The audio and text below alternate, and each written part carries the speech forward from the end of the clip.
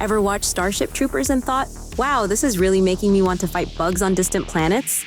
But wait, was that really the goal? Today we're diving into 4 wild fan theories about this movie that might just change how you see it forever.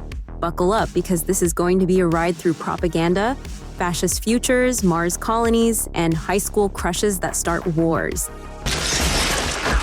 Would you like to know more?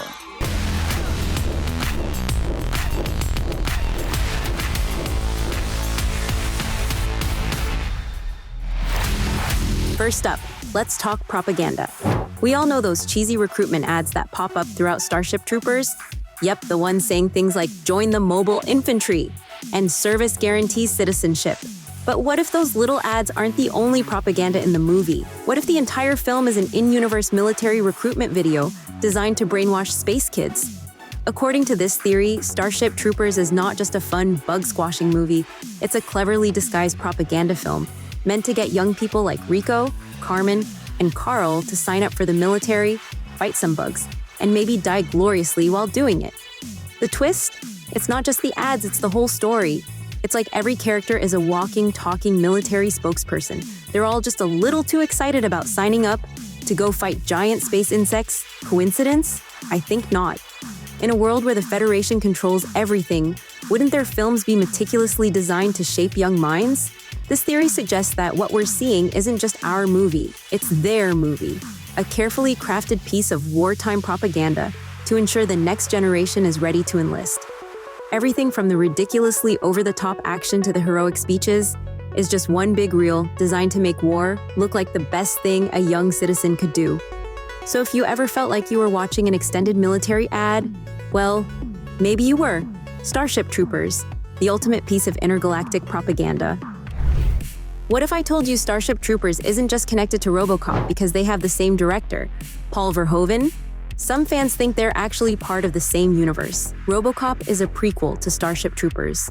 The theory suggests that the dystopian world of RoboCop, the one run by evil corporations like Omni Consumer Products, eventually evolves into the fascist military regime of the Terran Federation and Starship Troopers. Corporations have taken over, individual rights are being stripped away, and the police are becoming more and more militarized. What's the next step?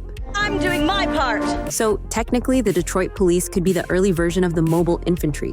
It's like RoboCop walked so Rico could run, or shoot bugs with giant space rifles, whatever works. Think about how this dystopia sets up Starship Troopers perfectly. We see the gradual erosion of human rights in RoboCop as corporations take over. And by the time we get to Starship Troopers, it's full-blown military rule. The cynical humor in both films feels like part of the same fabric. Plus, in RoboCop, there's all that talk about futuristic space weapons and global conflicts. It's like the seeds for intergalactic warfare were planted all the way back in Detroit. Verhoeven's vision of the future may just be a long, twisted roadmap toward a full-scale bug war. Who knew the journey from RoboCop to fighting bugs was only a short leap and a bunch of giant nuclear explosions? RoboCop isn't the only Paul Verhoeven film with a theory linked to Starship Troopers. There's also a theory that Starship Troopers is actually a sequel to Total Recall. Yes, you heard that right. Mars colonies, corporate dictators, and space mining, all connected. The theory goes that the events of Total Recall, which take place in 2084, lead to the future we see in Starship Troopers. In Total Recall, we've got humans colonizing other planets, but instead of a corporate dictatorship on Mars, by the time we get to Starship Troopers, it's all about the Terran Federation and their intergalactic bug war. Here's where it gets interesting. The Northern Bloc government in Total Recall is a direct precursor to the original Terran Federation. The corporate control we see in Total Recall, with colonies like Mars oppressed by tyrants, could eventually give way to the military control we see in Starship Troopers.